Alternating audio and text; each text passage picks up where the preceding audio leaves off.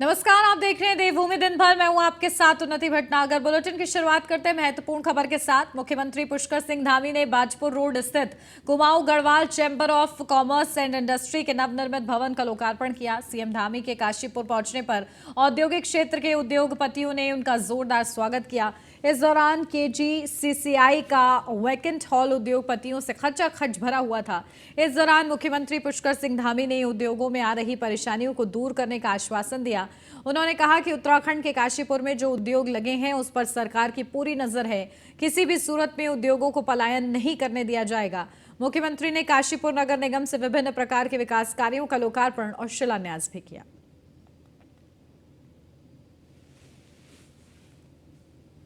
नैनीताल में राजा महमूदाबाद की शत्रु संपत्ति से अतिक्रमण हटाया जा रहा है। नैनीताल को मेट्रोपोल इलाके से 134 से ज्यादा अवैध कब्जे हटाए जाने हैं।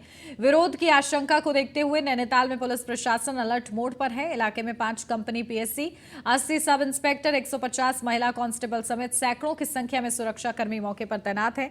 नैनीताल में राजा महमूदाबाद की शत्रु संपत्ति पर हुए अतिक्रमण को नैनीताल हाईकोर्ट के आदेश और जिला प्रशासन के नोटिस के बाद हटाना शुरू कर दिया गया है। शनिवार सुबह से जेसीबी मशीनों के द्वारा 134 से अधिक घरों को तोड़ना शुरू कर दिया गया। घरों पर बुलडोजर चलने से पहले अधिकांश लोगों ने अपने अपने घरों को खाली कर दिया था, क्योंकि हाईकोर्ट ने सभी अतिक्रमणकारियों को घर खाली करने के निर्देश दिए थे। इसके बाद शुक्रवार दोपहर बाद से लगातार अतिक्रमणकारी अपने घरों को खाली करने में जुटे हुए थे। आज सुबह करीब 7 बजे तक अधिकांश लोग अपने अपने घरों को खाली कर दूसरे स्थान पर चले गए।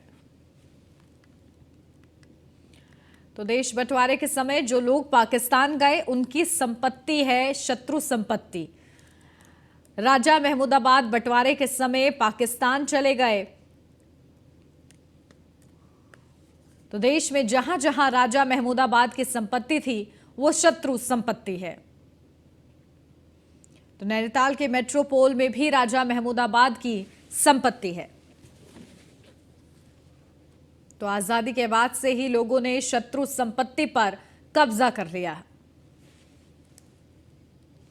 चमोली में 19 जुलाई को सीवर ट्रीटमेंट प्लांट में करंट से हुई 16 लोगों की मौतों का जिम्मेदार मानते हुए 3 अभियुक्तों को चमोली पुलिस के द्वारा गिरफ्तार कर लिया गया है। इनमें से एक एसटीपी का संचालन कर रही कंपनी का सुपरवाइजर, एक का यूपीसीएल का लाइनमैन और जल संस्था गोपेश्वर का अपर सहायक अभियंता शामिल है।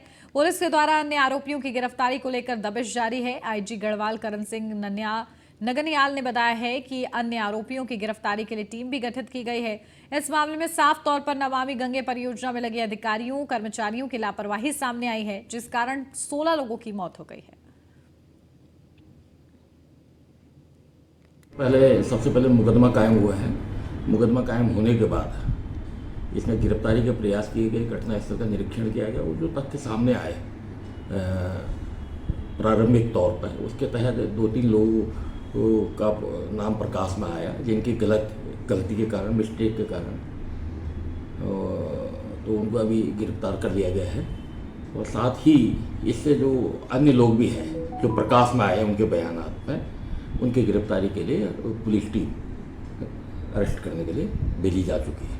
करंट लगने से हुआ ये तो स्पष्ट हो गया था, लेकिन दूसरे दिन जब वो गांव वाले इकट्ठे थे और उसके बाद पुलिस भी पंचायतनामा की कार्रवाई कर रही थी, तो उस बीच में ऑपरेटर आया। उसने देखा कि यहाँ की कैसी स्थिति है। उसको वहाँ प्रथम दृष्टया कोई करंट लगने का उसको साक्ष्य नहीं मिले, तो जाके लीवर ऑन कर दिया। थाना चमोली में एक दुर्घटना हुई थी जिसमें विद्युत करंट लगने से 16 व्यक्तियों की और 8 जो लोग मृत्यु हुई थी, उनकी एक भीषण दुर्घटना हुई थी, जिसमें हमारे पुलिसकर्मी भी शामिल थे। इस मामले की गंभीरता को ध्यान में रखते हुए और माननीय मुख्यमंत्री महोदय के प्रमुख हस्तक्षेप से उसमें एक मुकदमा कायम हुआ था, उसको संज्ञान में लेते हुए पुलिस ने तुरंत अपनी विवेचना आगे बढ़ाई थी। 304 और 13/31 भारी मशीनरी अधिनियम में एक मुकदमा कायम किया गया और जिम्मेदारियों को तय करते हुए आज 3 लोगों की इसमें अरेस्टिंग की गई है जो इसमें डायरेक्टली इन्वॉल्व थे। उसमें एक महेंद्र जो लाइनमैन का काम करता था, जिसको ये बात संज्ञान में रहते हुए कि ये इस तरीके से पूर्व में एक दुर्घटना हुई है, उसके बाद भी उसने उस लाइन को जोड़ा। उसके बाद पवन चमोला जो इसका सुपरवाइज़र था और तीसरा हरदेव लाल जो ई का काम करते थे। इन 3 लोगों की इसमें अरेस्टिंग की। विद्युत विभाग ने अपने उससे रहते हुए 2 लोगों को सस्पेंड किया है, उसकी वो अलग विषय है। हमारी विवेचना का जहाँ तक विषय है, विवेचना में लोगों के द्वारा 3 लोगों की भी अरेस्टिंग की गई है। बाकी हमारी टीम अभी ऑलरेडी जाँच चलती है, मजिस्ट्रेट इंक्वायरी अपनी जगह पर चलती है। उसको साइड में रखते हुए भी पुलिस ने एक अभियोग पंजीकृत करके जो क्रिमिनल नेग्लिजेंस है उसको हम लोगों के द्वारा संज्ञान में लिया गया है। पहाड़ों की रानी मसूरी में हो रही भारी बारिश से जनजीवन अस्त व्यस्त हो गया है। वहीं मसूरी देहरादून मार्ग जेपी बैंड के पास शुक्रवार रात को 2 बजे पेड़ गिरने से बाधित हो गया, जिससे मार्ग के दोनों ओर वाहनों की लंबी कतार लग गई। लोगों को परेशानियों का सामना करना पड़ा। वहीं घंटों बाद मार्ग को खोला गया। मसूरी पुलिस के मुताबिक मौसम विभाग ने मसूरी और आसपास के क्षेत्र में भारी बारिश की चेतावनी जारी की है। ऐसे में सभी लोगों से सतर्क रहने का आग्रह किया गया है।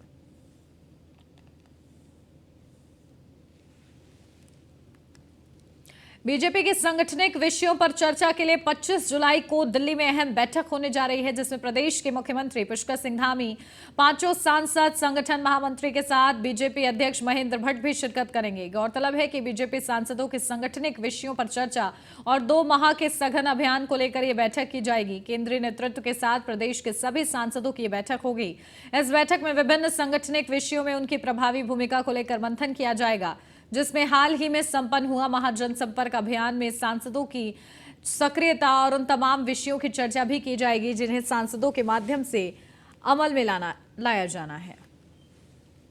दिल्ली के अंदर हमारे सभी सांसदों के साथ रूटीन मीटिंग है और मीटिंग में आगामी दिनों के कार्यक्रमों में सांसदों की भूमिका, गांव-गांव प्रवास और जो कार्य हमारे जो सांसदों अपेक्षाएं, कोई बीच में हमारा महासंपर्क अभियान था, अनेकों कुछ बातें जो सांसदों द्वारा ही उनका समाधान होना है, उन सारे विषयों की चर्चा हम बैठक में करेंगे। और अक्टूबर, सितंबर, अक्टूबर 2 महीना जो है उनके सघन प्रवास हम लोग प्रत्येक। कांग्रेस महासचिव और कालाढूंगी विधानसभा सीट से कांग्रेस प्रत्याशी रहे महेश शर्मा ने महंगाई को लेकर कांग्रेस को जिम्मेदार ठहराने वाले बीजेपी विधायक बंशीधर भगत को कविता सुनाकर आईना दिखा दिया। अब इसका वीडियो सोशल मीडिया पर तेजी से वायरल हो रहा है। नाकामी को दूजा नाम नहीं दे सकते हो, हर गलती पर कांग्रेस को इल्जाम नहीं दे सकते हो। टमाटर और सब्जी ने सबको लहू रुलाया है, लेकिन तुमने प्रदेश की जनता को यह नहीं बताया है। मारे जाएंगे आखिर यूं हम सब कब तक गफलत पर, कब जिम्मेदारी आएगी भाजपा वाली चौखट पर। देहरादून के हाथीबढ़ कला स्थित सर्वे ऑडिटोरियम में रोजगार मेले का आयोजन किया गया। इस मेले में केंद्रीय रक्षा राज्य मंत्री अजय भट्ट, टिहरी सांसद माला राज, लक्ष्मी शाह, कैबिनेट मंत्री प्रेमचंद अग्रवाल, धन सिंह रावत समेत कई अफसरों को ने शिरकत की। बता दें कि इस कार्यक्रम में 70,000 से अधिक युवाओं को नियुक्ति पत्र वितरित किए गए, जिसमें LIC, एम्स जैसे अलग अलग संस्थानों में प्रदेश में 50 से ज्यादा युवाओं को नियुक्ति पत्र वितरित किए गए हैं। पिछली बार 15 अगस्त के दिन माननीय प्रधानमंत्री जी ने कहा था कि हम 10 लाख लोगों को रोजगार देंगे। कितनी पारदर्शिता है, आज हम लगभग 5 लाख के करीब पहुंच गए हैं इतनी जल्दी। 22 नवंबर को पिछली बार पहले दिन हमने इसकी शुरुआत की थी, आज ये हमारा 7वां चक्र है। मैं समझता हूँ दिसंबर तक हम पूरी तरह से या जनवरी तक हम पूरी तरह से 10 लाख लोगों को रोजगार दे देंगे। कितनी पारदर्शिता है और कैसा वचनबद्ध जो हमारे कार्यक्रम थे, वचनबद्धता को कैसे उसको निभा रहे हैं माननीय प्रधानमंत्री जी। हर महीने जब भी रोजगार मेले लग रहे हैं तो 70,000, 72,000, 75,000 ऐसे लोगों को हम लगातार रोजगार दे रहे हैं। केंद्रीय सरकार जी सर, हम लोग अब कहीं ना कहीं अगर आज हमें एक सरकारी नौकरी मिल रही है, क्योंकि नरेंद्र मोदी जी ने इनिशिएटिव लिया है, उन्होंने इनिशिएटिव लिया। इतने सब लोगों को नौकरी मिलना इतनी इजी नहीं है। इतने सारे हमारे खुद के विकास अधिकारी में मतलब 9,000 से ज़्यादा लोग कार्यरत हुए हैं, क्योंकि उन्होंने पोस्ट निकाली है तभी तो हमें मौका मिला है। और ये बिल्कुल सरकार ने इनिशिएटिव लिया है, इसीलिए हम लोग पूरा कर। मणिपुर में हो रही हिंसा के मामले में घिरी केंद्र सरकार अब मणिपुर में कुछ बड़ा एक्शन करने की तैयारी में है। इस मामले में विपक्ष के सवालों पर केंद्रीय रक्षा राज्य मंत्री अजय भट्ट का बयान सामने आया है। उन्होंने कहा है कि मणिपुर से जो वीडियो वायरल हो रही है उससे केंद्र सरकार दुखी है। केंद्र सरकार इस घटनाक्रम पर नजर बनाए हुए है। केंद्रीय रक्षा राज्य मंत्री अजय भट्ट ने कहा है कि मणिपुर मामले में जल्द ही सकारात्मक परिणाम आने वाले हैं।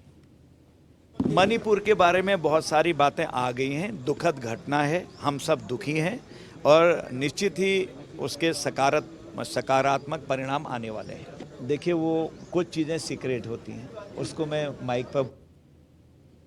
केदारनाथ दौरे के बाद कथावाचक मोरारी बापू विवादों में आ गए हैं। उनकी केदारनाथ गर्भगृह में खींची गई फोटो सोशल मीडिया में वायरल हो रही है। सवाल बद्री केदार मंदिर समिति के नियमों पर भी उठ रहे हैं, जिसके बनाए नियमों और आदेशों के अनुसार मंदिर के भीतर फोटो खिंचवाना, यहां तक कि मोबाइल ले जाना भी बैन है।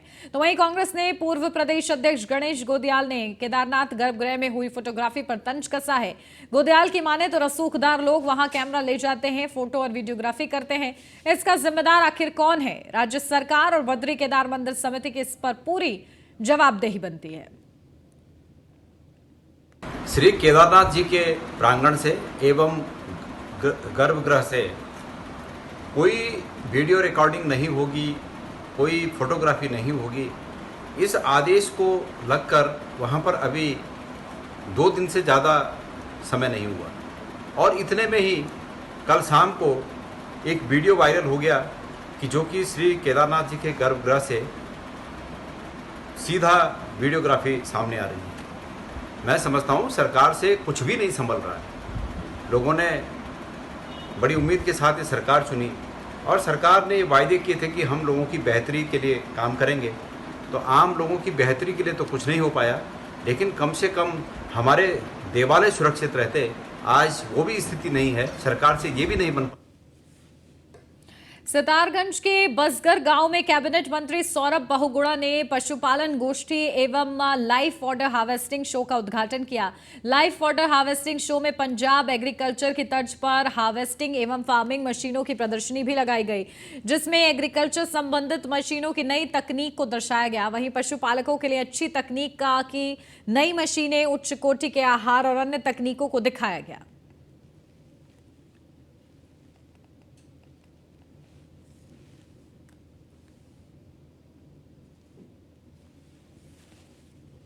यहाँ रुकने छोटे से ब्रेक के लिए, जल्द हाजिर होते हैं। आप बने रहिए न्यूज़ 1 इंडिया के साथ।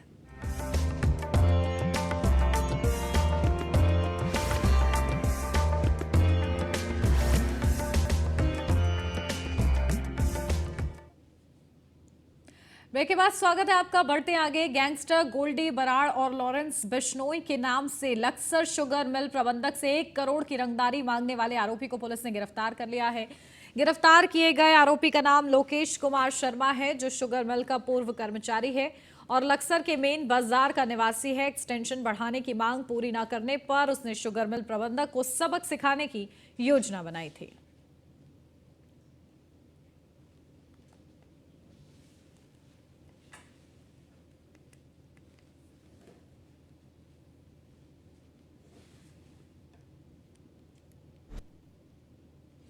तो शुगर मिल प्रबंधक से 1 करोड़ की फिरौती मांगने के मामले में हरिद्वार पुलिस ने एक आरोपी को गिरफ्तार कर लिया है। इसने पूरी योजना बनाई थी, पर इस योजना पर से पर्दा हटा दिया है।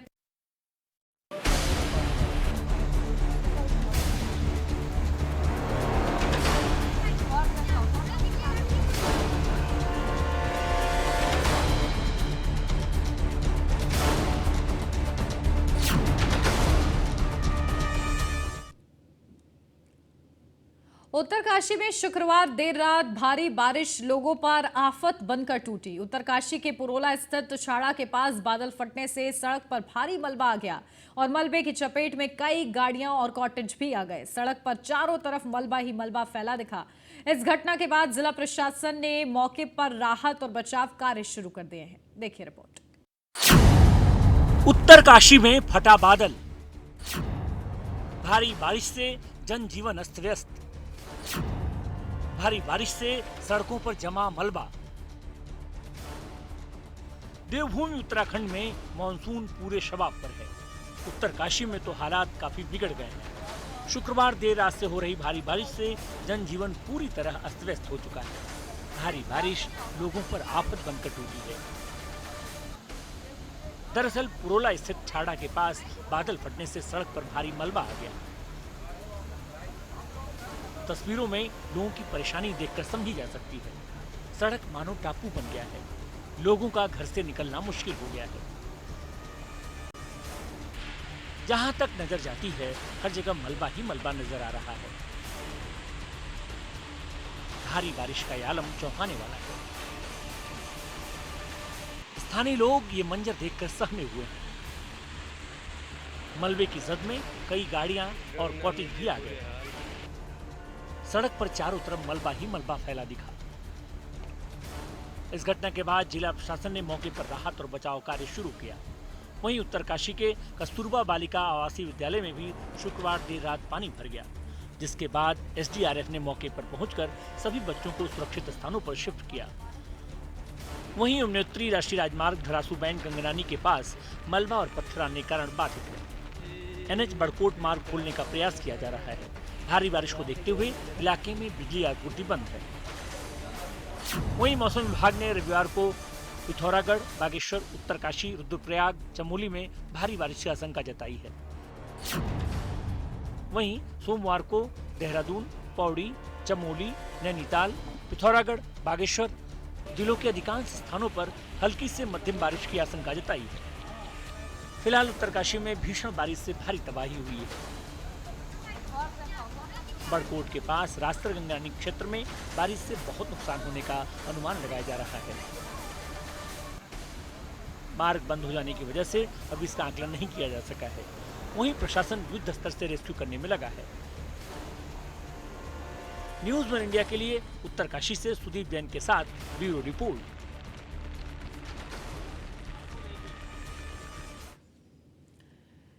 बीएसएम कॉलेज के सैकड़ों कर्मचारियों ने गंग नहर कोतवाली में इकट्ठा होकर कॉलेज के ही अध्यापक के खिलाफ प्रदर्शन किया और मुकदमा दर्ज करने की मांग की।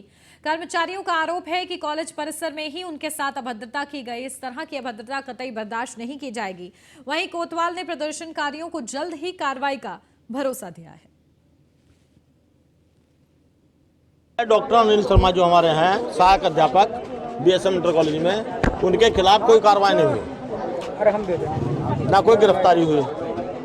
इसलिए हम यहाँ पर आज उपस्थित हुए और उन्होंने हमारे खिलाफ भी कार्रवाई गिरफ्तारी कहा है।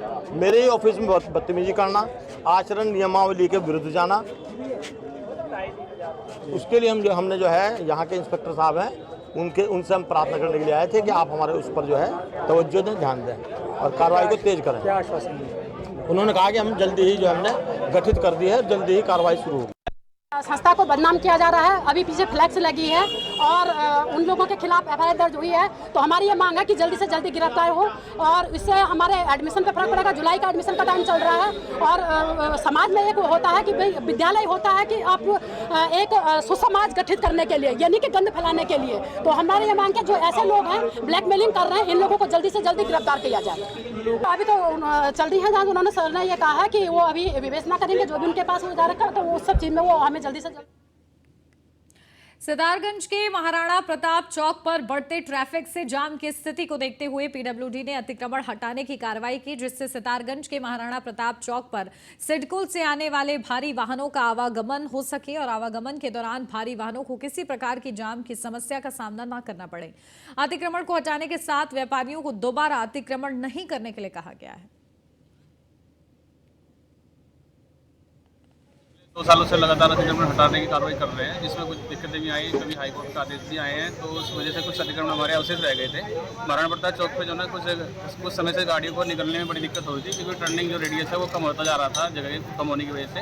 तो अब जो है हमने जो कोने पे जो करते हैं जो दुकानें बनाई हुई थी उन दुकानों को हटाया है, जो 3 साइड डाल करके आगे बढ़ा दी गई थी। नाली तक हमने अतिक्रमण फिलहाल हटा दिया है, ताकि जो हैवी गाड़ियाँ हैं या हैवी लोड वाली गाड़ी है उनको निकलने में और घूमने में कोई दिक्कत ना हो।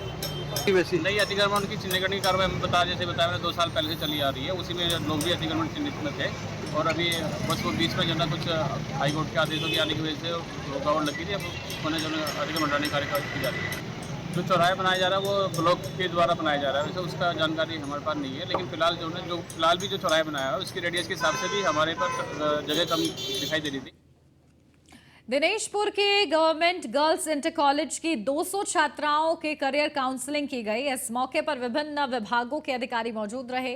इस काउंसलिंग के जरिए प्रतियोगी परीक्षा की तैयारियों से संबंधित सवालों की जिज्ञासाओं का समाधान किया गया है। तो आर्ट्स वाले बच्चों के लिए बाल विकास विभाग द्वारा बच्चियों को जो कक्षा 10 से कक्षा 12 की बच्चियों को करियर काउंसलिंग कैसे वो अपने करियर में आगे बढ़ सकती हैं, क्या वो ऑप्शंस चुन सकती हैं, तो उस संबंध में करियर काउंसलिंग जो है बच्चों के लिए आयोजित की गई।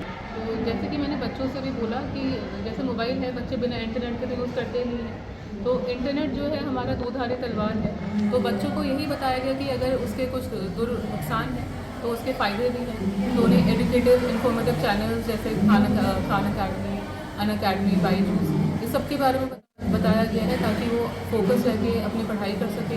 इससे दो फ़ायदे होते हैं, तो फ्री ऑफ कॉस्ट भी वो पढ़ाई कर सकते हैं और साथ में मोबाइल का जो दुरुपयोग है महिला एवं बाल विकास भारत सरकार और उत्तराखंड सरकार के सहयोग से बेटी बचाओ बेटी पढ़ाओ योजना के अंतर्गत जिलाधिकारी और मुख्य विकास अधिकारी महोदय की एक बेटियों के लिए हम कैसे सर्वांगीण उनका विकास करें, इस पर सर के निर्देशन में आज हम लोगों ने दिनेशपुर के इस अजीम जी प्रेम जी फाउंडेशन के प्रांगण में आज GGIC की बच्चियों को बुलाया गया है, जिसके माध्यम से सरकार की मंशा ये है कि उनको ITI पॉलिटेक्निक में कैसे कैसे क्या क्या सब्जेक्ट्स हैं उसके एक्सपर्ट्स को बुला करके और PCS जो है राज्य लोक सेवा आयोग उसके बारे में उनको बताया जाए, संघ लोक सेवा आयोग के बारे में बताया।